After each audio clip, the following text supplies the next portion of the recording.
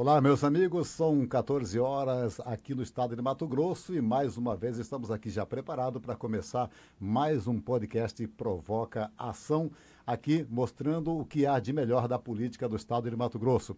E hoje nós temos aqui um convidado, né, Carlos, bastante especial, um deputado estadual e pré-candidato a prefeito de Cuiabá, que é o nosso deputado estadual, Lúdio Cabral. Carlos, boa tarde, tudo bem? Boa tarde, amigos do Provocação, nossos teleouvintes que acompanham e está sempre por dentro da política do estado de Cuiabá. Então tivemos a grata satisfação, e desde já agradeço, deputado, a presença aqui, o Provocação com esse projeto de levar a informação a vocês. E graças a Deus aqui hoje, o pré-candidato a prefeito de Cuiabá, Lúdio Cabral, falando para a gente um pouco tanto da sua atividade parlamentar, como também do pleito eleitoral, que nós já estamos chegando bem próximo. Muito obrigado aí, deputado Lúdio Cabral, pela presença no programa Provocação. Neto, Carlos, eu é que agradeço, viu? Agradeço a oportunidade de estarmos aqui para a gente bater um bom papo sobre Mato Grosso, sobre Cuiabá, sobre o nosso mandato, sobre as tarefas que nós temos. Então, para começar o nosso bate-papo de hoje, aqui com o deputado Lúdio Cabral, a gente vai lembrar da votação de quarta-feira na Assembleia Legislativa a respeito dos 50 milhões que foram aprovados para ser destinado merecidamente ao Rio Grande do Sul. Mas também havia uma outra proposta também, que o governo destinasse uma quantia para ajudar na saúde do estado de Mato Grosso, e parece que essa parte não foi aprovado, deputado. Como que aconteceu essa situação lá? Não foi aprovado? O que aconteceu? Bom, a situação que o Rio Grande do Sul está vivendo é uma situação dramática, que a gente só assistia em filmes de catástrofes, né? Sim. E a crise climática, a emergência climática, ela se materializou concretamente naquela situação dramática que a população do Rio Grande do Sul está vivendo hoje, com cidades inteiras debaixo d'água. Quase 400 cidades, né? E a decisão de Mato Grosso em dar essa contribuição financeira, ela é positiva, ela é necessária para o socorro imediato. Eu, inclusive, cheguei a propor uma mudança no texto para que a utilização fosse mais imediata ainda, porque nós aprovamos. Porque nós aprovamos uma proposta de 50 milhões para ser utilizados em obras. E eu sugeri que nós colocássemos, em obras e em ações, porque há ações imediatas que podem ser feitas com esse recurso. Obras, na verdade, elas só vão acontecer após acabar todo o problema. Depois que abaixar o nível da água, aí sim há todo um processo de reconstrução que vai exigir apoio e recursos de todos, né? E o deputado Wilson Santos, nesse debate, ele apresentou uma emenda ao projeto de lei. E essa emenda estabeleceu a necessidade do Estado também alocar 50 milhões de reais para a saúde pública em Cuiabá. E embora o tema fosse a ajuda ao Rio Grande do Sul, isso nos permitiu fazer um debate sobre a situação da saúde aqui em Cuiabá e sobre a situação da saúde no Estado. Porque nós estamos vivendo, e não é de hoje, uma situação também dramática na saúde pública em Cuiabá e em todo o estado de Mato Grosso. A crise da saúde que a gente vivencia, ela é uma crise que envolve Cuiabá, que envolve Mato Grosso, de dificuldade da nossa população ser atendida com dignidade, com qualidade. Nós, por exemplo, estamos agora saindo de uma epidemia de infecções respiratórias agudas, a partir do vírus da influenza, da gripe, e muitas mães com crianças, horas e horas nas filas, aguardando para receber atendimento numa unidade de pronto atendimento. Às vezes a criança precisando ser internada, não tendo leito para internar, e a criança tendo que ficar dias em um leito de observação em uma UPA, o que não é adequado. Crianças precisando de UTI Podendo para ser poderem contaminado com vírus ali, exato, né? além de uma série de outras patologias Sim. que elas podem adquirir ali em função da imunidade baixa. Crianças precisando de leitos de UTI, eu recebi demandas de Alta Floresta, de Sapezal, de vários municípios, de Sorriso, de vários municípios de todo o estado, aqui de Cuiabá, demandando internação por conta dessa crise crônica que a gente tem na saúde pública e que demanda também mais recursos. Então, embora a emenda não tenha sido aprovada, nós fomos apenas 6 deputados que votamos favoráveis a essa emenda. Nós lançamos para a Comissão de Saúde, que eu presidi no ano passado, a tarefa de aprofundar esse debate sobre a crise na saúde pública, porque há um conflito entre governador e prefeito de Cuiabá, que é um conflito antigo, que é pessoal, inclusive, sofre, né, desse conflito. Quem, infelizmente, paga o preço desse conflito pessoal, político, eleitoral de 2 governantes é a população que fica desassistida. Porque, para mim, tem uma coisa muito clara. Os problemas da saúde em Cuiabá dependem da atuação do Estado também. E os problemas de saúde do Estado dependem da atuação de Cuiabá. Porque Cuiabá é a capital do Estado, é o topo da pirâmide assistencial de Mato Grosso e os 2 entes precisam de diálogo, precisam de entendimento, precisam de sintonia para que os recursos que tanto o Estado quanto o município apliquem sejam aplicados com mais resultado para a população. Ao longo do ano passado, presidindo a Comissão de Saúde, nós fizemos vários debates apontando a necessidade dessa sintonia, de determinadas tarefas o Estado assumir e determinadas tarefas a Prefeitura assumir. Por exemplo, atendimento às pessoas com câncer. O atendimento às pessoas com câncer, na alta complexidade, tem que ser responsabilidade do Estado. E hoje há a responsabilidade do Estado e a responsabilidade da Prefeitura. Aí os dois ficam com fila dupla, gastando recurso para fazer a mesma coisa, ou às vezes para deixar de fazer a mesma coisa. Então, essa assistência aos pacientes com câncer tem que ser centralizada na gestão estadual, para que o Estado aloque os recursos, haja uma fila única e haja agilidade para o atendimento das pessoas com câncer. Ao mesmo tempo, a tarefa do município se concentrar nos postos de saúde, no cuidado da população na atenção primária, em assegurar as condições do bom funcionamento das UPAs, do Hospital Municipal de Cuiabá. Então, essa sintonia ela é absolutamente necessária e, infelizmente, ela não existe hoje. E na quarta acabou sendo uma oportunidade para que a gente fizesse mais uma vez esse debate. Eu ia deixar até para depois, deputado, essa pergunta, mas como o senhor entrou na questão da saúde de Estado e município, eu já vou adiantar e depois a gente volta na questão da crise no Rio Grande do Sul. Mas o senhor sendo também deputado de oposição do governo Mauro e muitos dos outros pré-candidatos têm batido na gestão Emanuel sobre essa falta de sintonia de prefeitura e Estado. O pré-candidato Lúdio Cabral sendo prefeito de Cuiabá, como que vai ser essa relação do senhor com o governo do Estado do Mato Grosso? Bom, eu hoje exerço um mandato de deputado estadual, um mandato de oposição, um mandato que procura ser coerente desde o primeiro dia, oposição crítica e propositiva, porque mais do que ficar apontando os problemas, é apontar também a solução para esses problemas. Eu escolhi estar ao lado das pessoas mais humildes, da população trabalhadora, dos servidores públicos, daqueles que precisam dos seus direitos realizados por meio do serviço público ao longo de todo o mandato. Tenho diferenças importantes com o governador do estado. Agora, a gente trata as nossas diferenças numa relação de respeito mútuo. A minha oposição ela nunca é pessoal, ela é às ações e ela é propositiva, porque eu aponto, governador, essa ação está equivocada.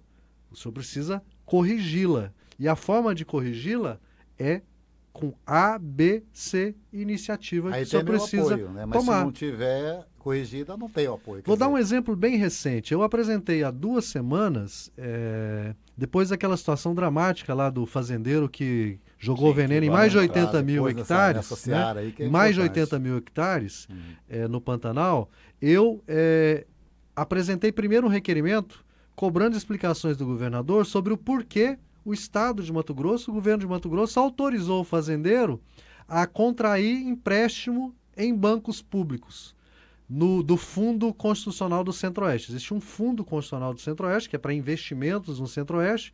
Agora, para que os bancos liberem financiamento para as empresas, tem que ter um projeto, e esse projeto tem que ser aprovado pelo governo do Estado. O governo do Estado tem um conselho, que é o Conselho do Desenvolvimento Econômico.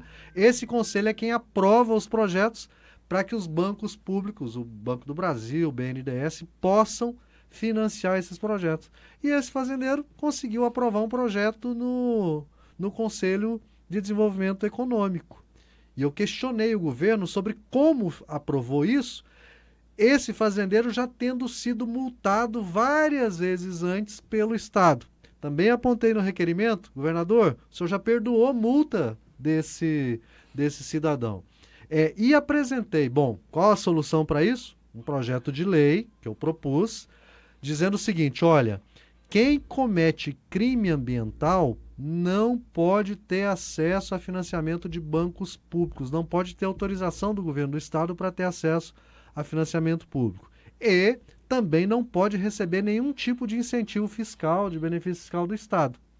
Isso há 2, 3 semanas atrás eu apresentei os requerimentos e os projetos de lei. Ontem, o governador anunciou que está encaminhando para a Assembleia um projeto de lei para proibir a concessão de benefícios fiscais e acesso a financiamento de banco público no nosso território. Então é esse padrão de oposição que eu faço. Crítica, sistemática, coerente, com consciência de que lado eu estou, mesmo sendo minoria na Assembleia, e às vezes ser minoria na Assembleia é ter força política de verdade, porque ser forte é estar do lado dos mais fracos. É fazer a oposição propositiva, para inclusive apontar o caminho. O projeto de lei que eu apresentei é o projeto de lei que o governador agora encaminha para a Assembleia. Então é uma vitória, é uma conquista. Será uma lei encaminhada pelo Poder Executivo. Mas a mesma lei foi proposta por mim 3 semanas atrás. Veio, né? Veio. Então é nesse sentido. Então, e do ponto de vista pessoal, a nossa relação é uma relação de respeito e de diálogo, mesmo com diferença e divergência e discordância em várias questões. E é essa relação que eu vou procurar estabelecer como governante do município de Cuiabá. O prefeito de Cuiabá tem que sentar à mesa, junto com o governador, para buscar a solução para os problemas que a cidade tem, porque eu tenho certeza, é com parceria, é com diálogo, é com respeito mútuo, porque assim, entre prefeito e governador não tem que existir oposição, porque os dois são poderes executivos, tem que ter diálogo e parceria. Eu, como prefeito, terei oposição na Câmara, ele, como governador, tem oposição na Assembleia, mas eu, prefeito, ele, governador, é diálogo, respeito, como a gente está aqui na mesa, e parceria, para que os recursos sejam potencializados pelo bem da população da nossa cidade, porque o que não pode é a população continuar sofrendo por conta na saúde pública aqui em Cuiabá, e a saúde pública é o principal problema de Cuiabá hoje. O que não pode é a população ficar sofrendo enquanto o governador e o prefeito ficam brigando um com o outro, uma briga pessoal que a gente não sabe nem quando começou, porque os dois eram aliados. Em 2012, eu fui candidato a prefeito contra o Mauro. Comecei a campanha com 4% e quase ganhei a eleição. Foi uma vitória política importante para mim em 2012. O Emanuel Pinheiro era o coordenador geral da campanha do Mauro Mendes. Era o Emanuel Botelho coordenando a campanha do Mauro Mendes em 2012, né? E agora o Emanuel e o Mauro brigaram. O que aconteceu, né?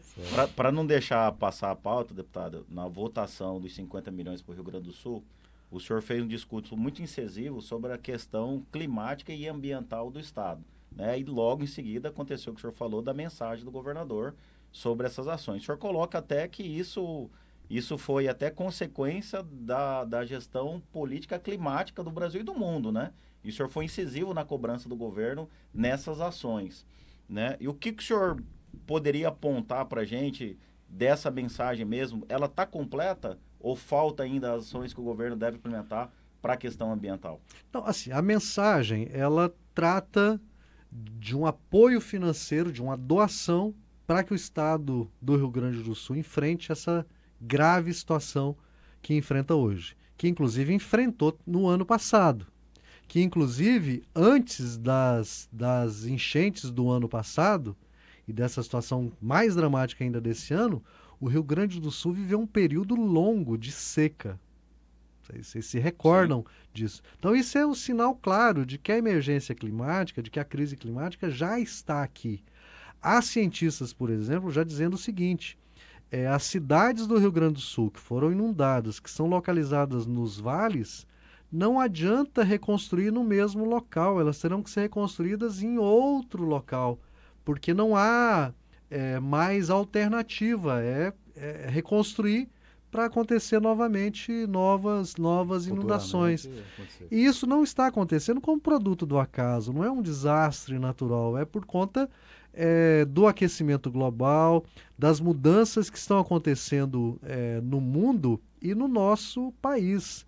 E um dos componentes disso é o desmatamento da Amazônia, é o desmatamento do Cerrado, que compromete todo o equilíbrio do ciclo das águas. E aí o nosso estado, o nosso país, e Mato Grosso vivenciou isso agora em 2023.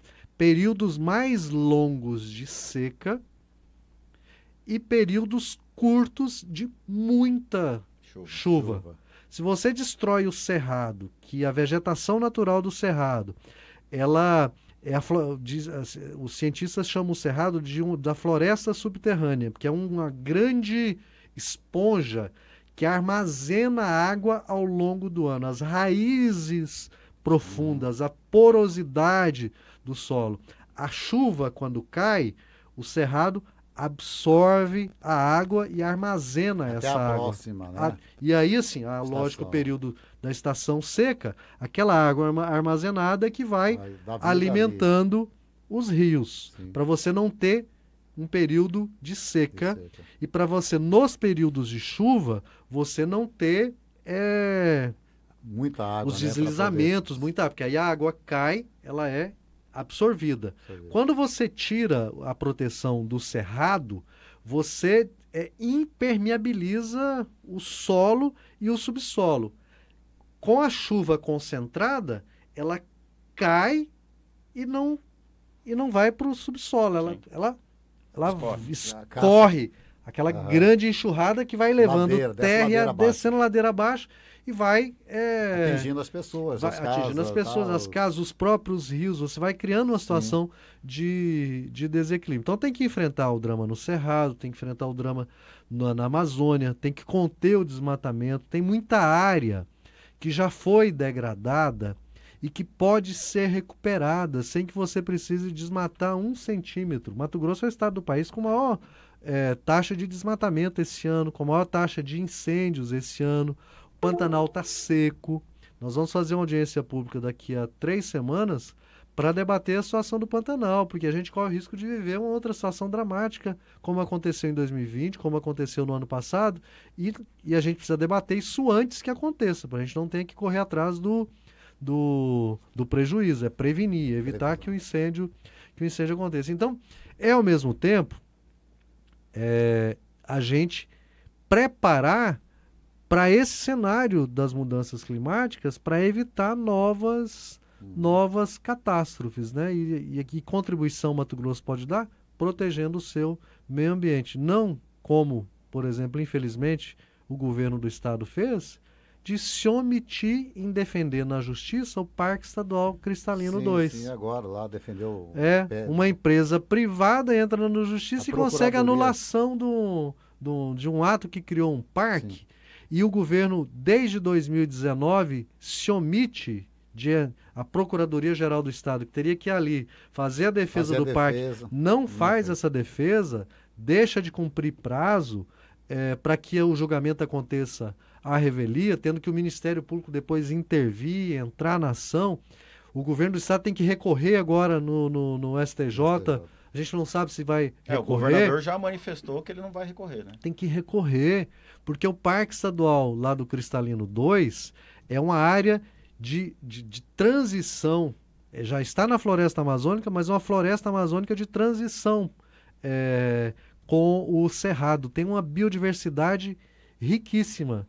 E sabe o que aconteceu depois de 2022, quando saiu a notícia que o Estado não recorreu e a empresa, o fazendeiro lá, que parece que tem relação com o maior desmatador do Brasil, sabe o que aconteceu? Botaram fogo no parque e de 2022 para cá já são 65 pedidos para garimpo, para mineração lá na área do parque. Se acaba aquele parque, é lógico que isso vai fazer mal para o meio ambiente futuramente. O governador tem feito até um discurso, deputado, e até a gente entrando um pouco na questão ideológica, que às vezes eu até acho conflitante do governador, na questão de propriedade privada por conta das infrações e dos crimes ambientais, o governador defende até o confisco, a desapropriação, quando há crime ambiental de proprietários de terra no Estado. É lógico que isso não é um debate que caberia ao Estado aqui, mas ele falou muito isso na questão, principalmente quando teve o acontecimento no Barão do Melgaço, no Pantanal. E isso é uma pauta nacionalmente discutida entre direita e esquerda. E o governador tem uma defesa da relativização da propriedade privada nesse sentido, na questão de crime e infrações ambientais. O senhor concorda com esse posicionamento dele? Bom, poderia, só para complementar, e poderia estar sendo debatido isso na Assembleia também? Assim, a postura do governador nesse tema, ela é uma postura contraditória. Porque da mesma forma que ele faz esse discurso de que quem desmata ilegalmente tem que ter a propriedade confiscada, o Estado não tem poder para fazer isso. Isso é uma pauta do Congresso Nacional. Por outro lado, quando você aplica multa ambiental, você tem mecanismos para a partir dali, na prática, gerar a apropriação dessa área por parte do Estado. E aí o que o Estado faz em relação às multas ambientais? Perdoa. Está acontecendo agora um tal mutirão de conciliação para perdão de multas de crime ambiental de desmatamento. Pode então, causar assim, reincidência isso, né? Vai ser então, perdoado. assim, se você multa, cobra a multa e aplica a multa, você pode levar a desapropriação daquela propriedade por parte do infrator, né? Do poder público. Por parte do poder público, Sim. né? E inclusive com encontro de contas. Eu vou desapropriar e o valor da desapropriação é para pagar a multa que você não pagou. Então, esse é o mecanismo que o Estado tem para poder tomar a terra de quem desmata ilegalmente. Então não adianta só fazer discurso, né? Tem que colocar em prática, né? Tem que agir na prática. Só que aí o Estado, ao invés de cobrar as multas, os processos andam muito lentamente, alguns prescrevem e aí o governo cria um mutirão para poder perdoar a multa. Inclusive um grupo de promotores de justiça denunciou isso ao Conselho do Ministério Público aqui no Estado, porque aquilo que eles fizeram está sendo desfeito nessa tal conciliação que está acontecendo. Nós tivemos até com o deputado Júlio Campos aqui, deputado, e até falamos sobre isso, que estava em pauta a questão do Pantanal, e a gente tratou aqui dessas políticas de multas excessivas na parte ambiental. Inclusive, impagável, né? É impagável, se torna até, às vezes, multas maiores que o valor da própria terra, né? E isso é um debate nacional também, polarizado, essa questão toda. O que o senhor vê de forma de resolver essa questão dessas multas para, de fato, o produtor sinta e se conscientize que não é a melhor forma de cuidar da sua propriedade?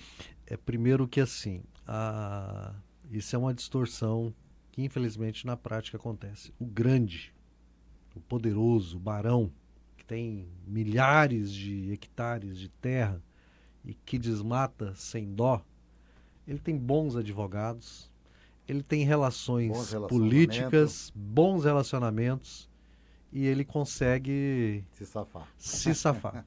Não paga multa, consegue o perdão, né? E quem acaba sacrificado é o pequeno, que não consegue sequer se defender. Então, assim, o Estado ele precisa atuar com um olhar justo para penalizar quem de fato produz a maldade. Porque, assim, esse fazendeiro que desmatou mais de 80 mil hectares era reincidente em crimes ambientais. Não viu nada, né? Nada. Será que ele já pagou 1 centavo de multa ambiental do que ele fez? Esse tem que pagar. Esse tem que perder as terras que tem.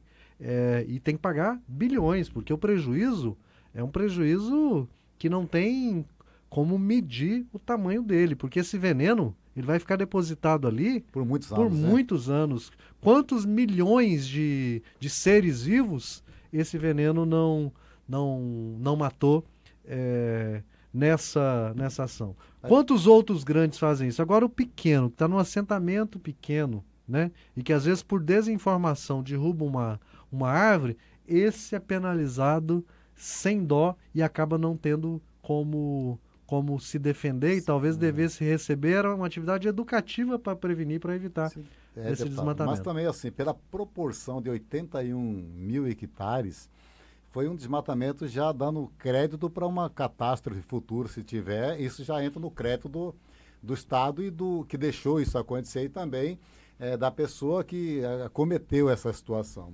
Mas o senhor não acha que, pelo tamanho do prejuízo, está muito quieto? A secretária da SEMA não deveria ir para a Assembleia, dar explicação? Ela não deveria afastar da SEMA até que isso se resolva? Porque parece até que está muito calmo pelo tamanho da proporção que isso cometeu no estado de Mato Grosso.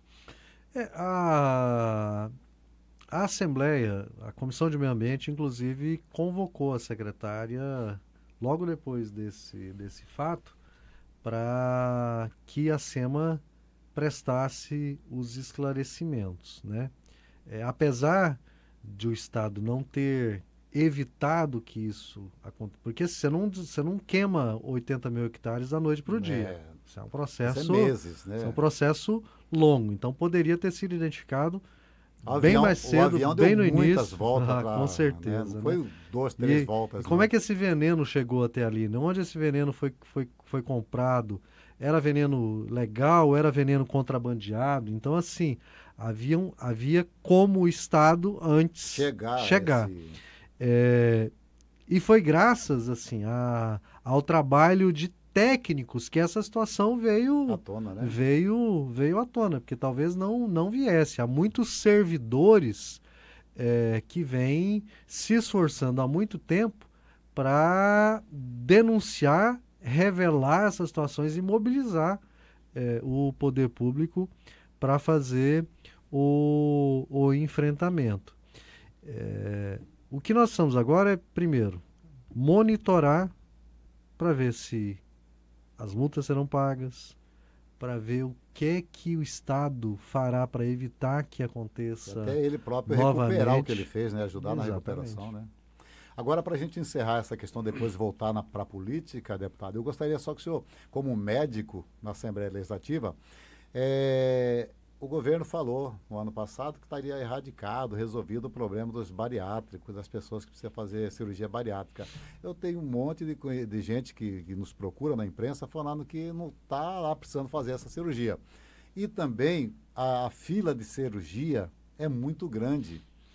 Esse valor que o governo, na emenda lá do deputado Wilson Santos, poderia ajudar a tirar essas pessoas. Tem gente que há 1 ano, 2 anos na fila esperando para fazer uma cirurgia ortopédica ou uma cirurgia de estômago, sei lá, de várias outras funções do corpo, que ainda está na fila de espera. Poderia acabar com o governo, parece que tem 50 bilhões no caixa, lá, uma coisa assim. não deveria destinar um valor para acabar com essas filas, que essas pessoas estão em casa sofrendo lá, aguardando na fila de espera para fazer uma cirurgia? Neto, o Estado de Mato Grosso gastou na saúde pública estadual, no ano passado, mais de 3 bilhões de reais. Só que, infelizmente, faz isso da forma errada. Faz isso por meio de um modelo que é o modelo de terceirização de serviços, com contratos emergenciais, sem licitação, às vezes pagamento indenizatório faz para depois pagar. A maior parte desse recurso destinado a esse tipo de contratação que, infelizmente, não produz o resultado na escala, na medida que deveria produzir. Em síntese, é recurso mal aplicado. Tanto que isso gerou operação, infelizmente, gerou operação policial. Aquela operação espelho era denúncia de malversação de recursos públicos na saúde do Estado pela adoção desse modelo de terceirização, infelizmente. Então, assim, e esse problema do Estado é o mesmo problema de Cuiabá, porque Cuiabá também optou por esse modelo de terceirização indiscriminada de serviço, que não gera resultado. Ontem eu encontrei com a presidente da Associação Mato Grossense dos Obesos. Ela me falou exatamente sobre essa questão da cirurgia bariátrica. Sim. Olha, o governo fez propaganda de que acabou com a fila, mas eu tenho centenas de pessoas desesperadas querendo fazer a cirurgia bariátrica e a fila não anda. E o que acontece na bariátrica acontece em várias outras funções, em várias outras funções. O que, na minha opinião, precisa ser feito? Primeira coisa, assim, a central de regulação, ela tem que servir para agilizar o atendimento. Ela não pode ser um obstáculo ao atendimento das pessoas. Antes da pandemia, e essa situação não mudou, fiz um requerimento cobrando um levantamento sobre a situação das filas na saúde em Mato Grosso. As pessoas estavam esperando há 1 ano e 6 meses, em média, para realizar um determinado procedimento e mais de 500 mil pessoas aguardando para realizar algum tipo de procedimento, ou cirurgia, ou exame, ou consulta especializada. Então, assim, depois da pandemia, isso piorou. Não aumentou. E ou você organiza os recursos que você tem, estabelece uma relação de diálogo entre Estado e municípios, principalmente a capital, e direciona esse recurso para os profissionais da saúde que tenham um vínculo estável, que não sejam contratados precariamente ou temporariamente, para você organizar o HMC, organizar o Hospital Pronto-Socorro Antigo Municipal, organizar a Santa Casa, para que esses profissionais agilizem os procedimentos de cirurgia, você não consegue resolver o problema, tem que dar conta. O que tem de criança na fila para fazer cirurgia de otorrino, cirurgia de adenoide, cirurgia de amígdala, são procedimentos simples e que tem uma fila enorme empacada. Ontem eu conversei com um amigo urologista, ele dizendo: Lúdio, nós na Santa Casa estávamos operando 5, 6 pacientes por dia até algum tempo atrás, e desde outubro, por falta de materiais de baixo custo, por exemplo, um catéter para você instalar em uma pessoa que tem um cálculo renal, que custa R$100 esse catéter, por falta desses insumos, nós hoje estamos fazendo 2 cirurgias por semana, 4 profissionais. Daquela Entendeu? Daquele tamanho, fazendo 2 servidores, olha só. Então, esses problemas da gestão cotidiana da saúde, eles precisam ser solucionados, porque não basta fazer propaganda de que acabou com uma determinada fila, até porque aquela fila não é uma fila real. Tem muito mais gente esperando não é fila aquilo. única, né? Tem muito mais gente esperando aquele procedimento que não tem, né? E pode resolver só questão política, né? Se quiser resolver, resolve. Vamos falar de política agora, né? Vamos lá. Gosta agora. Vamos lá. Mas a gente sabe que o senhor já enfrentou aí 2 eleições, duas, né? Uma de prefeito e uma de governador. Então o senhor já está calejado e sabe como que é a disputa em Cuiabá e no estado também, que o senhor já foi candidato a governador. A gente sabe que não existe eleição fácil. Todas as eleições são muito difíceis. Mas essa parece uma das mais difíceis. Ou para o senhor está do mesmo tamanho? Assim, as eleições em Cuiabá, elas são sempre eleições muito disputadas. A população de Cuiabá ela é muito politizada. Ela presta muito atenção na hora de tomar a decisão. E ela é muito dinâmica também. Porque quando ela percebe, eu estava pensando em ir por esse caminho aqui, mas eu não sei não, esse candidato, ela busca outro, ela se reorienta, ela se organiza para fazer o posicionamento dela. Tem um problema muito grave que infelizmente acontece nas eleições em Cuiabá e que nós temos que enfrentar esse ano para não deixar essa questão ter o peso que infelizmente tem. Ou não? Dinheiro. Dinheiro, poder do dinheiro, poder das máquinas, de quem usa e abusa de poder político, de poder econômico e torra dinheiro nas campanhas, fazendo promessa fácil e trabalhando com a descrença da população na política para poder ganhar as eleições. Nós temos que evitar que o peso do poder do dinheiro fale mais alto nas eleições para a Prefeitura de Cuiabá esse ano. Mas como que... Continua então. Então assim, mas as eleições elas são sempre disputadas. Eu disputei a eleição para prefeito de Cuiabá em 2012. Em 2012. Eu fui vereador por 8 anos em Cuiabá. 2 mandatos em Cuiabá. Disputei a minha primeira eleição em 2004. Graças a Deus fui vitorioso. Exerci um primeiro mandato de muita luta. Em 2008 em 2008 fui reeleito vereador de Cuiabá. Mais uma vez, com a votação importante. E depois de 8 anos, de 2 mandatos, eu colhi um aprendizado importante como vereador, conheço a cidade, sou médico e trabalho na saúde pública desde 1996. Então, vou me apresentar para a disputa da prefeitura. Nessa época, em maio daquele ano, o Mauro Mendes tinha mais de 60% nas pesquisas eleitorais e a briga nos partidos era para ver quem iria indicar o vice dele, porque ele estava com a eleição ganha. E eu insisti. Outra coisa, o caminho que eu tenho que percorrer para me tornar candidato é sempre um caminho difícil. Exige de mim um esforço, diálogo, paciência, firmeza. Desgasta um pouco aqui atrás, né?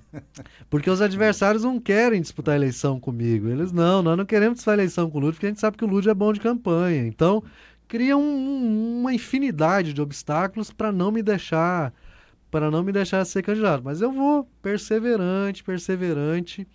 E em 2012 comecei a disputa com 4%. O Mauro Mendes tinha mais de 60% e eu comecei com 4%. Final do primeiro turno, eu fui para 42% dos votos e ele 43%. No segundo turno, 46 a 54%. Quase ganhamos aquela eleição. Foi uma surpresa, foi uma eleição muito disputada. E foi uma vitória política importante para mim, porque se eu estou aqui hoje como deputado 2 vezes, o deputado estadual mais votado em Cuiabá, nas 2 eleições que eu disputei, em 2018 eu fui o deputado estadual mais votado em Cuiabá. Em 2022, Mais uma vez, o deputado De estadual 12 mais mil, você votado foi em pra Cuiabá. 22 mil. Foi de Dobrou, né? 12 mil Pra para 20. mais de 22 mil votos. E vocês sabem como que eu faço campanha, né? Eu pego a minha bolsinha de pano, coloco o meu panfleto, Matula a também, minha né? matula ali, eu chamo boroca, não sei nem se eu aprendi nas aldeias indígenas. Eu pego a minha boroca com o meu panfleto e vou para a porta do comércio, para o local de grande circulação, para o ponto de ônibus, para a praça, distribuir o meu panfleto e pedir voto para as pessoas. Eu subo em cima de um. Essa eu inventei em 2018, na eleição para deputado. Um saveirinho com um som que não fique gritando alto, mas que as pessoas possam ouvir. E eu saio com essa saveiro circulando a cidade. Eu pego no início da Miguel Sutil, ali na Carmino de Campos, 4 horas da tarde, e percorro a Miguel Sutil inteirinha, a orla do Porto, o shopping ali dos camelôs, pego toda a prainha, toda a Avenida do CPA e termino lá na frente do shopping Pantanal.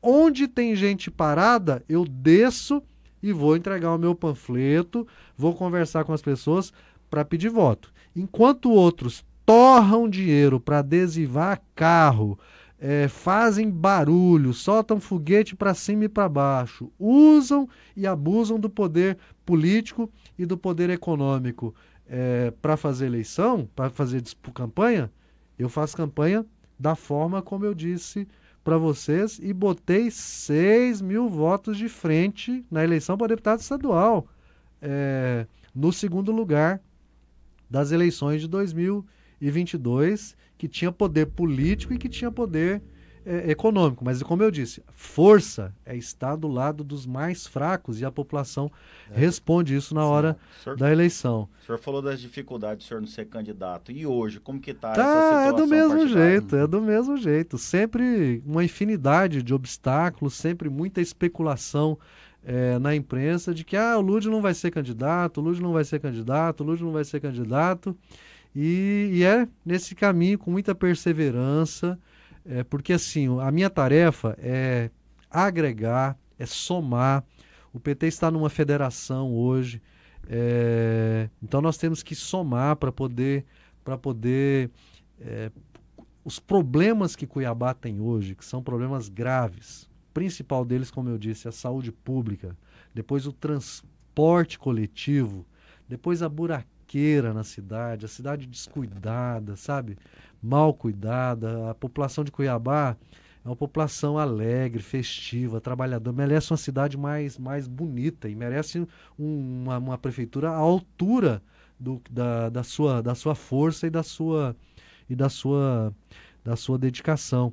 Então, assim, para isso eu quero construir uma aliança do esforço coletivo de partidos, de lideranças, de pessoas qualificadas tecnicamente, o mais ampla possível, para a gente ter a contribuição de boas pessoas de vários partidos, que nem sejam filiados a partidos políticos, de trabalhador, de empresário, de servidor público, de profissionais liberais, para que a gente possa dar conta das tarefas e dos desafios que a realidade de Cuiabá hoje impõe para nós. Então é um caminho difícil. É um caminho difícil que os adversários estão... Dentro do PT está resolvido, me parece, né, deputado? Do PT está resolvido. Na federação, a gente ainda está... A gente ainda está no diálogo. E o que está faltando para carimbar o senhor como candidato da federação? Não, assim, na federação estamos PT, PCdoB, PV. A federação é uma novidade. Por exemplo, PSDB e Cidadania estão numa federação também. E é um exercício que exige muito diálogo. A rede e o PSOL também estão numa federação. É um exercício que exige muito diálogo. Nós estamos no esforço de diálogo na federação. O Stopp é pré-candidato também no PV. Nós temos, desde dezembro, construído um ambiente de diálogo para que a gente possa tomar uma decisão. É lógico que é sempre melhor que quanto mais rápido essa decisão seja tomada, melhor. Né? Mas ela precisa estar amadurecida, porque não adianta você, na pressa, você vai fazer o arroz fica cru ou fica empapado. Então, assim, é com paciência, com diálogo, que a gente vai encontrar uma posição de entendimento. Porque Mais do que definir um nome, é a gente tomar essa decisão e sair dela unidos. Anunciarmos Sim, a decisão claro. Não pode juntos rachar, né? e unidos. Não pode rachar. E os adversários ficam torcendo para que haja racha. Trabalhando para isso. Ficam trabalhando para que haja racha. Então, assim, a gente tem que ter paciência. E a gente tem tido, viu? A gente tem tido essa paciência para poder conseguir encontrar essa posição de consenso. Qual vai ser o melhor momento? Embora a gente queira que seja mais rápido, né? O melhor momento vai ser o momento em que tiver maduro. A hora que tiver maduro, vai acontecer e nós sairemos unidos, porque a gente quer construir uma aliança ampla. A gente já tem um diálogo com o PSD do senador Carlos Fávaro, nós temos um diálogo muito positivo com o Cidadania, nós temos um diálogo, estamos um esforço, é mais difícil, mas um esforço com o PSDB, temos já um diálogo avançado com a Rede Sustentabilidade, com uma parte do PSOL. Eu quero me encontrar pessoalmente com o procurador Mauro para conversar com ele, para pedir o apoio dele, para pedir o apoio do PSOL, para, como eu disse, para que a gente se apresente com um programa dialogado com a população, que escute a população sobre os problemas que a cidade tem e com propostas que sejam factíveis, que a gente consiga dar conta de resolver esses problemas. E esse é o esforço que a gente está construindo, que a gente vai construir. Deputado, só para lembrar que o senhor sabe mais do que eu, existe essa questão de direita, esquerda, e falam-se que Cuiabá, o Mato Grosso é Bolsonaro, né? Menos Lula, menos PT. Mas lembrando, o senhor pode falar melhor para a gente, que o PT já bateu na trave 2 vezes aqui para ganhar a eleição à Prefeitura de Cuiabá. Uma com o Alexandre César, né, que foi para o segundo turno, tá, uma eleição bem disputada, e outra com o senhor, né? Exatamente. E em 2012, 2012, eu era vereador, servidor público, médico de posto de saúde do PT.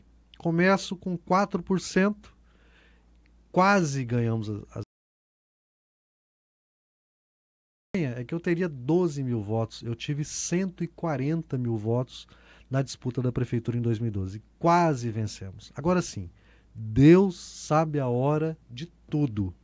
E de 2012 até aqui, eu amadureci, tenho mais experiência, estou mais do que pronto para esse desafio. E vem provando nas urnas. Novamente. Né? E vem provando nas urnas, exatamente. Você lembrou bem, em 2018, mesmo com toda a dificuldade, né? 23 quase. Mesmo com toda a dificuldade, porque há uma resistência assim ao PT em Cuiabá, Sim. E a gente precisa ter a humildade para reconhecer isso, claro, e aprender com isso, né? Porque as pessoas vão dizer, Lúdio, precisa melhorar isso, precisa melhorar aquilo. Lúdio, eu gosto demais de você, mas o PT eu tenho uma certa resistência. Eu ouço isso quase todo dia. Todo dia eu ouço isso. Outro dia eu encontrei um senhor que veio me abraçar. Lúdio, eu gosto demais de você, eu gosto demais de você. Eu não gosto do PT, mas eu voto em você porque eu gosto demais de você. Então, assim, 2018 eu fui o mais votado em Cuiabá, né? 2022, novamente o mais votado em Cuiabá, com o dobro de... Com o dobro e sobra, né? Com o dobro de votos. Então, assim, é uma eleição que, na minha opinião, a gente não tem que ficar pautando ela por essa coisa direita-esquerda, pela polarização nacional. A polarização nacional se resolve na disputa nacional. Aqui a gente tem que tratar dos problemas da cidade, dos problemas das pessoas que vivem e trabalham e sofrem na cidade. Nós temos que tratar do buraco nas ruas, que não tem ideologia. Nós temos que tratar da dificuldade que as pessoas têm de ter um transporte coletivo de qualidade, de esperar muito tempo num ponto de ônibus que não é coberto, de entrar num ônibus sucateado, velho, estragado, que não tem ar-condicionado, de ter que fazer um deslocamento de 1 hora de pé, apertado, sem o mínimo de conforto para ir e para voltar do trabalho. Esse problema não tem ideologia. O problema do transporte coletivo é um problema concreto que as pessoas vivenciam. As filas na saúde, as mães que quando seus filhos estão com febre,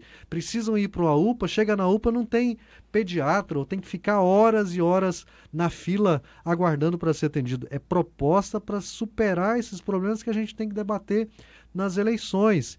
E para isso, por isso é que eu quero um diálogo com quem pensa Positivo para Cuiabá, positivo, né? para Cuiabá, ou seja, quer o bem de Cuiabá, quer o melhor para Cuiabá, seja de centro, de esquerda, de direita, a gente tem que estar junto, porque os problemas são muitos e vão exigir de nós esse esforço de diálogo, porque depois nós temos que construir parceria com o governo do estado, parceria com o governo federal, independente de quem seja, o governante, né? Durante 2 anos do próximo mandato, o governador será um, depois será outro. O presidente é um hoje, que é o presidente do meu partido, Lula, mas depois será um outro mandato, e a gente não sabe quem será. Então, parceria, diálogo, respeito e proposta, projeto para poder superar os problemas que a cidade, tem. Deixar gente de outros estados vir aqui falar, tem que ser A ou B, não, Beltrano, tem que ser gente da terra. Não pode, tem que ser gente daqui, tem que ser gente que construiu uma trajetória aqui. Eu estou em Cuiabá. Conhece a cidade, né? Eu estou em Cuiabá desde menino. Vim para cá estudar. Se eu cheguei, meu pai não tem o primário, minha mãe era formada no magistério, professora, meu pai pelo sofrimento que teve, minha mãe por ter conseguido estudar, dizia, tudo que nós tiver que fazer na nossa vida é para os nossos filhos estudarem e serem alguém na vida. Eu sou o primeiro filho da minha família que entrou numa universidade. E eu entrei numa universidade federal para fazer o curso de medicina na UFMT aqui em Cuiabá em 1990. Eu sou poucos filhos de trabalhadores como eu, que tinham estudado a vida inteira em escola pública, que trabalhava desde os 12 anos de idade, conseguiram. Eu fui balconista de farmácia. Eu fui balconista de farmácia dos 12 aos 14. Dos 14 aos 18 eu fui bancário, era contínuo, que pegava uma bicicletinha para entregar os documentos do banco nas empresas dos clientes, para entregar o cheque sem fundo, né? Que antigamente não tinha internet, não tinha. Eu devolvia o cheque, era o contínuo que ia lá entregar o cheque devolvido numa bicicletinha. Notícia, meu pessoal. Professor.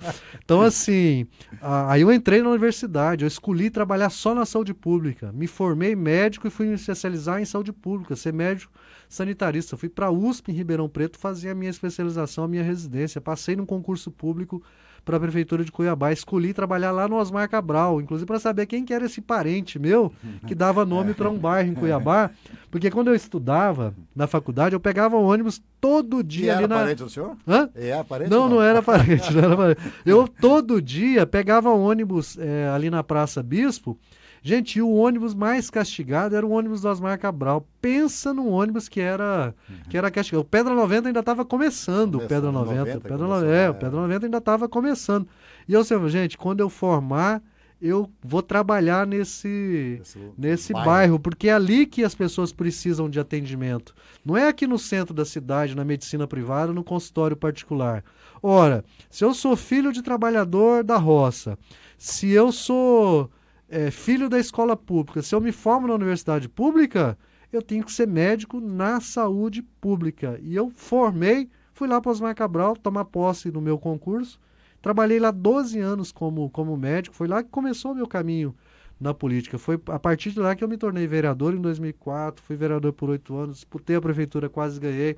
Depois disputei o governo do estado, tive quase 500 mil votos na eleição para o governo do estado, depois deputado estadual mais votado em Cuiabá, deputado estadual de novo mais votado em Cuiabá. Agora eu estou pronto para ser prefeito dessa cidade, viu, Neto? Porque eu sei que o senhor tem muitas coisas ainda aí para resolver na Assembleia, no dia a dia aí. Depois Carlos também tem a pergunta dele. É a questão do vice. A gente sabe que é uma questão muito delicada. Como o senhor falou, federação ainda pior ainda, né? A questão do vice. Muita gente, muito partido que aliar quer apresentar o seu vice, mas qual que vai ser o critério aí? Já tem alguns nomes que podem estar junto com o Lúdio Cabral na disputa para a Prefeitura de Cuiabá?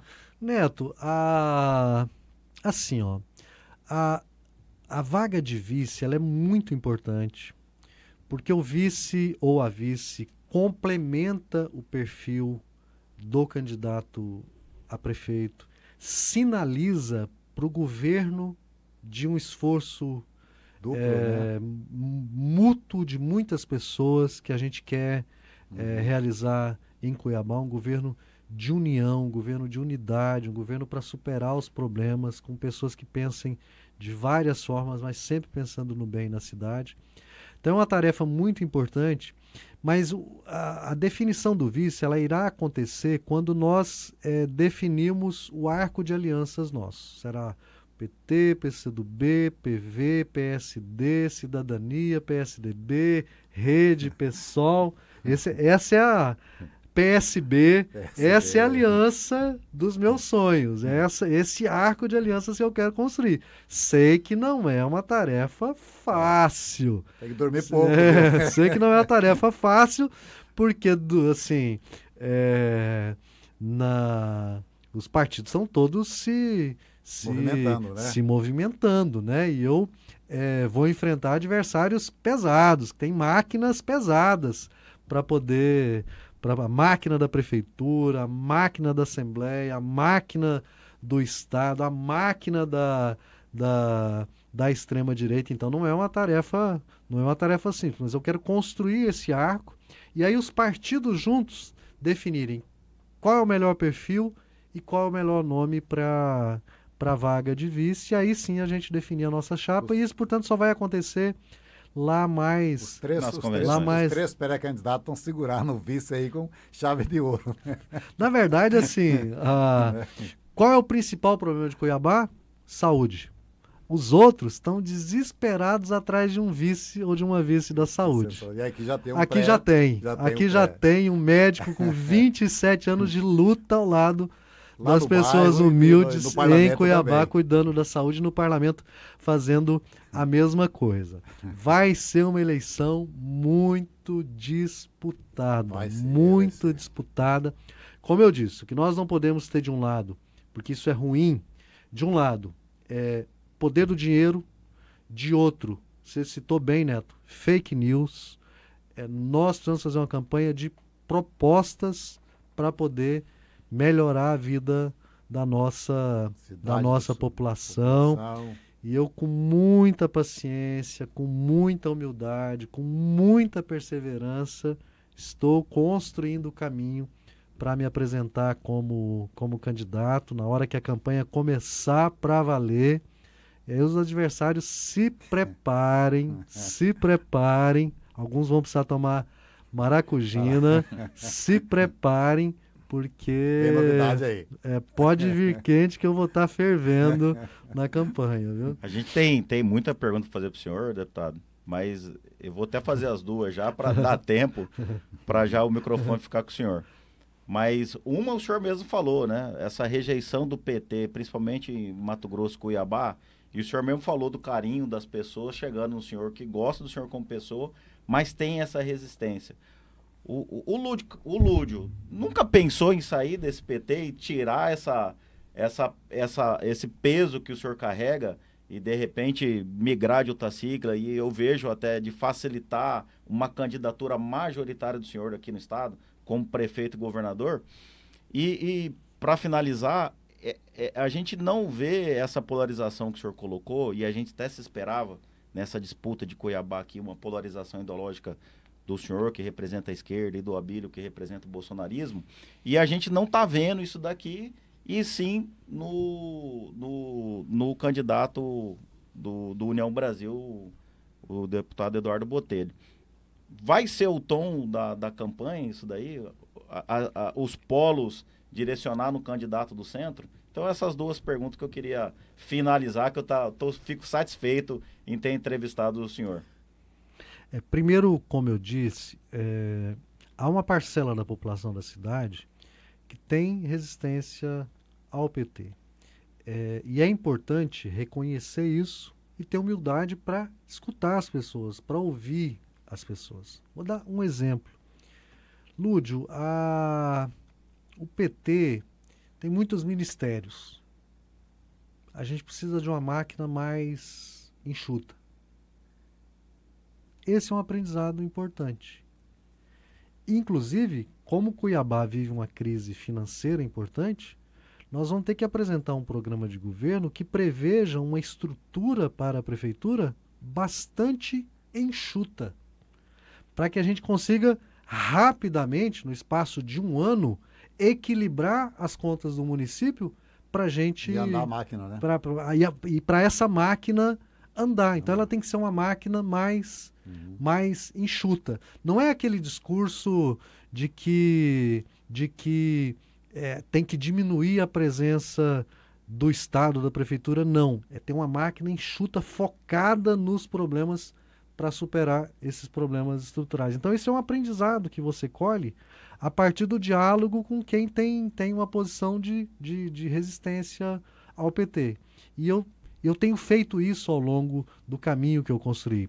Tem muita gente que não me conhece e que às vezes me olha por esse filtro. O Lúdio é do PT, deve ser aquele petista radical.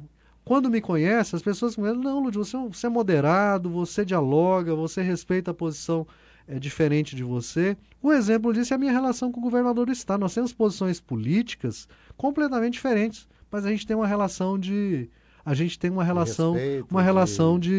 respeito. Eu tenho certeza que ele aprende comigo, assim como eu eventualmente posso aprender com ele. É um processo de diálogo, de aprendizado. Eu citei o exemplo aqui daquele projeto para proibir benefício fiscal para quem comete crime ambiental. A proposta que eu apresentei há 3 semanas, que ele está apresentando agora. Que bom, né? E há aprendizado que a gente também precisa colher. Vou dar um exemplo. O atual governador de Mato Grosso tem uma equipe de secretários mais estável. Não fica trocando de secretário o tempo todo. Isso é um bom aprendizado. Ora, nós precisamos de um secretariado estável, que trabalhe ao longo de 4 anos. Esse secretariado ele não pode ser contaminado pela política, pelo loteamento político. Ele tem que ser mais técnico. Então, sabe esses aprendizados que a gente vai colhendo e aplicando na prática nossa e no que a gente pretende fazer pela cidade? A outra coisa, assim, a eleição polarizada, ela não contribui para nada. Agora, o debate mesmo de proposta vai acontecer a hora que a campanha começar. Na hora que a campanha começar, é que a gente sabe como a população vai enxergar os candidatos. Porque hoje, os candidatos não estão debatendo entre si. Hoje, cada um está seguindo cada pré-candidato está seguindo um caminho. Uns já estão em pré-campanha há bastante tempo. Nós ainda estamos num processo discreto, de ouvir a população primeiro, de diálogo, para poder... Será uma eleição disputadíssima. Todo o cenário pode acontecer. Vai ser uma eleição de 2 turnos e todo o cenário de segundo turno é possível acontecer. O que nós precisamos é nos esforçar para estar no segundo turno e no segundo turno conseguir fazer a bola entrar no gol, ter 50% mais 1 dos votos para governar essa cidade e superar os problemas que ela tem. Volto a dizer, podem vir quentes que eu vou estar fervendo na campanha. Né? E outra coisa, a campanha ela é uma maratona. Eleição majoritária é uma maratona, tem que ter fôlego. Então, é tudo no tempo certo e Deus sabe a hora de tudo. E o que a gente precisa é estar à altura, procurando corresponder à vontade da nossa população, como eu disse, com muita humildade e com compromisso, com certeza de que a gente tem que defender os direitos das pessoas. E esse direito precisa ser realizado. Tem que ter uma cidade mais bonita, mais organizada, um trânsito mais organizado, um transporte coletivo de qualidade mesmo, e uma saúde digna.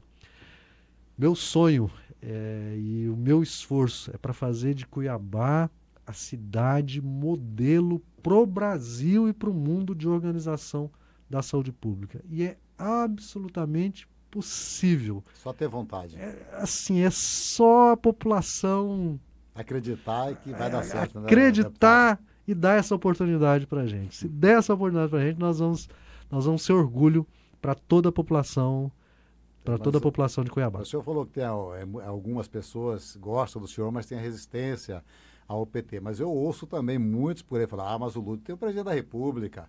Isso vai ajudar bastante o senhor também, né? Porque está no poder, é o presidente da República, tem condição de ajudar a cidade, tem condição de ajudar o Estado e está ajudando. Quer dizer, é uma vantagem também que o senhor tem. Né? Para apimentar, então, deputado, o Lula em Cuiabá ajuda ou atrapalha a candidatura do senhor? Bom, todo apoio, ele é positivo. todo apoio é positivo. E o apoio do presidente da República, do Lula, ele é importantíssimo para o nosso propósito. Até porque é o presidente da República, é o Lula, que depois nós vamos buscar para ter os recursos. Por exemplo, o Lula, agora, prefeito de Cuiabá, eu quero Minha Casa Minha Vida fazendo dezenas de milhares de casas lá em Cuiabá para a nossa população trabalhadora. Eu quero os recursos do PAC, cidades históricas, para a gente recuperar o centro histórico de Cuiabá e fazer um centro histórico que seja modelo para o mundo, que seja um cartão postal, um cartão de visitas, que hoje é abandono, é o Morro da Luz abandonado, o Largo do Rosário abandonado, a Ilha da Banana abandonada, o miolo do centro histórico abandonado, a Rua de Baixo, a Rua do Meio, a Rua de Cima, o Beco do Candeeiro, todo o casario histórico de Cuiabá abandonado. Então, assim, presidente, estou aqui, está aqui os projetos, preciso de recurso para poder fazer uma revolução no centro histórico, acabar com aquela fiação, sabe? Aqueles postes, sabe, aquele aéreo, né? Aquele que não ocupe, não atrapalhe a mobilidade das pessoas, como era em cidades bonitas, o trânsito ali bem organizado, tem toda uma engenharia que precisa ser construída para que o trânsito flua ao mesmo tempo em que as pessoas possam circular pelo centro histórico. Nós precisamos retomar de verdade essa ideia de que Cuiabá é cidade verde, a Cuiabá dos quintais. Eu fiz uma visita à professora Aline Figueiredo na semana passada, na casa dele, da UFMT, e eu entrei na casa dela ali no bairro Popular. É uma casa cuiabana, aquele quintal que vai de uma rua a outra. Lá tinha um pé de caju centenário, pé de manga centenário, um pé de siriguela centenário, um pé de ata, pé de limão. Então, assim, isso é a cidade verde. É lógico que nós vivemos um processo de verticalização, de urbanização, mas é possível resgatar isso nas áreas públicas, né? Eu visualizo, por exemplo, um corredor verde que vai do Morro da Luz ao Parque Mãe Bonifácia, porque entre esses dois espaços públicos, você tem o Araés, com muita área verde, infelizmente abandonada, você tem o Quilombo, com muita área verde abandonada, e o Araés e o Quilombo é a conexão entre o Morro da Luz e o Parque Mãe Bonifácio. Então, com um projeto, precisa de recurso, presidente. Vamos trazer. Então, é nesse sentido que o apoio é importante, para que a gente estabeleça parceria. Da mesma forma, parceria com o governo do estado. Parceria com o governo. Eu vou anotar tudo que o governador prometer para Cuiabá na campanha agora. Governador? Você prometeu. Você prometeu. Mas eu ganhei, né? Ganhei a eleição. Sou prefeito de Cuiabá. Você fez essa promessa aqui, né? Claro. Então, vamos fazer agora, né? Vamos fazer agora. Governador, você foi prefeito 4 anos de Cuiabá. Você é governador há quase 6 anos. Falou agora, há 3 meses da eleição, que vai asfaltar 100% de Cuiabá. Então é o seguinte, ó. Ganhei a eleição, tomei posse. Vamos fazer isso agora, então? Você ainda tem 1 ano... Porque ele vai ter 1 ano e 3 meses de mandato. Você ainda tem 1 ano e 3 meses de mandato, porque muito provavelmente o senhor vai ser candidato ao Senado. Vamos trabalhar junto para tornar essa proposta realidade, para não ser só uma promessa de época de eleição? Então, é isso. Vamos lá, Carlos. Vamos encerrar? Vamos lá, né? Eu acho que cumprimos o papel que o programa de ficar mais aqui com provocação. Sim, né? e várias oportunidades virão, né? Eu acredito aqui, já tivemos com o Abílio aqui, estamos aguardando o Botelho. Há uma coisa, Carlos, que você perguntou e que eu acabei não respondendo, assim, acho que é importante destacar. Eu sempre fui filiado ao PT. Então eu já ouvi isso também. Lúcio, se você tivesse saído do PT, você já seria prefeito, já talvez fosse governador do estado. Na minha opinião, seria oportunismo. Isso que eu ia falar. Seria oportunismo sair do partido só para ganhar a eleição. Até porque problema tem todos os partidos. Sim. Todos os partidos têm problema. Em todos os partidos tem gente boa e gente não tão boa. E no fundo, no final das contas, quem governa são as pessoas. O partido ele é só o estatuto, o símbolo, né? O programa. Muita gente segue, muita gente tem dificuldades. Todos os partidos, às vezes, têm os programas muito parecidos, muito na verdade. Parecidos, né? E tem problema em todos os partidos. E só tem macaco que pula de galho, né? E muito macaco pulando de galho. Eu comecei no PT, na minha juventude, sigo no PT. Agora, colho o aprendizado no caminho que eu sigo, certo, né? E é esse aprendizado que tem que servir para a gente fazer as coisas que são necessárias. Mas esperamos que essa caminhada continue, deputado, e com consolidação da sua candidatura, tenho certeza aí que nós vamos ter vários debates e que tomara que essa campanha seja da forma que o senhor deseja, que os outros candidatos também pregam agora, de ser propositiva, de mostrando projetos. Eu acho que é isso que a população quer saber dos seus candidatos, e nós aqui cumprindo o papel social nosso, Neto, claro, de estar levando a todos vocês que nos acompanham as várias faces dos players das disputas municipal e estadual. Então esperamos agora fechando com o Botelho, né? Já tivemos o Avalon, já tivemos o Abílio, tivemos a graça da presença do senhor aqui, e o programa Provocação vai estar sempre à disposição para que esses debates acalorados que venham pela frente aconteçam aqui na nossa mesa, né, Neto? Com certeza.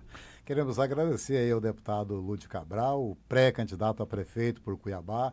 Foi uma honra recebê-lo aqui, porque a gente pôde ouvir e o senhor falar aos nossos internautas aí a proposta, a ideia do senhor. Isso é muito válido aqui para o nosso internauta e também para que nós possamos aqui estar divulgando esse trabalho, essa ideia que o senhor tem para poder melhorar Cuiabá. Muito obrigado a presença do senhor aqui no Provocação, que o senhor volte sempre, nós esperamos por o senhor aqui uma outra oportunidade.